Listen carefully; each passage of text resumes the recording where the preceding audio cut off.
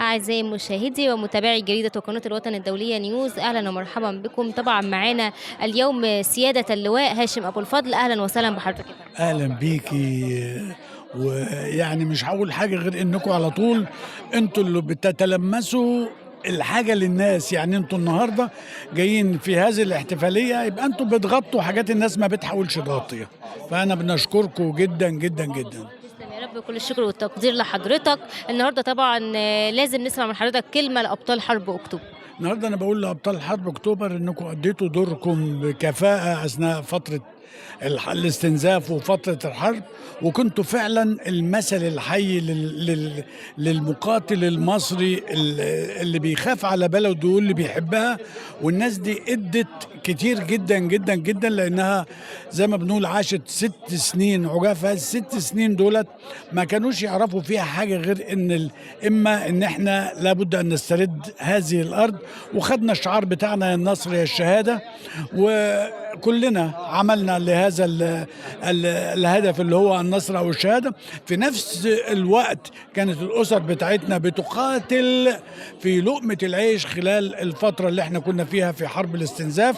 وزي ما هقول احنا بنقول السيدات، لا السيدات هم كل حاجه، لان النهارده السيدات دي في هذه الفتره في المعركه ديت كانوا بيروحوا الهلال الاحمر وبتدربوا وبتبرعوا بالحلي بتاعتها ضغطا بالحلي، والفنانين بيعملوا حفلات، وكل ناس بتعمل حاجه من اجل زي ما بنقول ايه اعاده بناء القوات المسلحه. ودي اللي هي ديت روح الشعب المصري الاصيل اللي قدر يسترد الارض ويصون الارض في فتره كانت اشبه بمعجزه، انه يقدر يعبر خط بارليف اللي هو قال لك ولا بالقنابل ان هو يستطيع حد ان يعبر هذا الخط، لانه بيعبر اكبر مانع مائي في العالم اللي هو قناه السويس، وبيعبر قصاد سواتر كانت ارتفاعها 20 متر قائمه. يعني كانت صعوبه غير عاديه، ولكن الروح اللي جوه المقاتل المصري والفرد المصري اللي عايز يسترد شرفه، لانه ما قاتلش في سنه 67، فهنقول ان كان بيحاول يثبت وجوده، استطاع ان يعبر هذه الاشياء بجداره، كل هذه الحاجات بجداره، وان يستعيد الارض. أكيد، والنصر دائما لمصر. كلمة حضرتك تحب توجهها للمواطنين؟ انا اقول للمواطنين انكم لازم تتحملوا. مع احنا ما فيش بني ادم مش متاثر بالازمه اللي حاصله النهارده. انا هقول لك حاجه، ملك المغرب عمل ايه اما في الازمه الاقتصاديه الحاده في كل دول العالم، كل دول حتى امريكا اللي بيقول لك عليها. النهارده ملك المغرب قال لك ايه؟ قال لك بلغي عيد الاضحى. ليه بتلغي عيد الاضحى يا جلاله الملك؟ انا ليست لدى المواطنين القدره على شراء الخرفان اللي هي بيتضحى بيها، فانا ليه هعمل كده؟ قال لك ديت مش اول مره بيعملوها في المغرب، دي تاني مره بتتعمل في المغرب.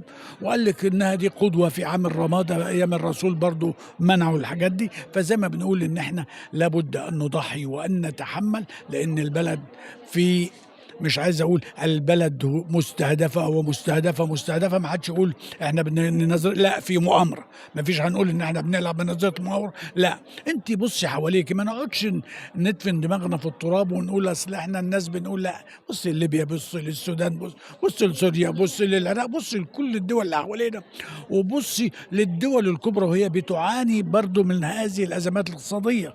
فانت لابد ان احنا نتحمل، وما يعني ما يشحنوناش اللي بيشحنونا غلط ضد الدولة، لأن الدولة ديت لو وقعت عمرها ما هتقوم تاني.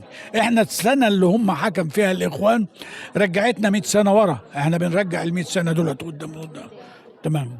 نضحي دائما في سبيل رفعة وتقدم مصر. سيادة اللواء هاشم أبو الفضل، شكرا لحضرتك. أنا شكرا ليكي، وشكرا على دوركم الفعال في نشر الوعي ويعني تبليغ الشعب بما يجب أن يكون. شكرا يا فندم، شكرا.